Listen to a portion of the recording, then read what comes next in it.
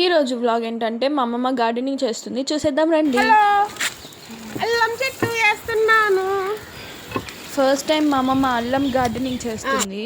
So ఎలా వేస్తుందో చూసేద్దాం రండి. మా అమ్మమ్మ సాయిల్ రెడీ చేసుకుంటా అంటే మనం కూడా ఏదో హెల్ప్ చేద్దామని అలా ఇసుక బస్తా తీసాను. చూడండి ఏమైందో.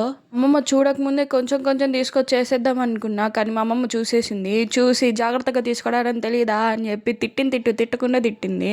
అది ఎండలో పడి ఊసుకుపోయి ఉంటే నేనేం చేసేదిరా నాయన అనుకొని ఇంకా ఇంట్లో ఉన్న జింజర్ మొత్తం తీసుకొచ్చి ఇచ్చేసాను. ఇంకా ప్రాసెస్ అయితే స్టార్ట్ చేసేసింది వాటర్ తోటి.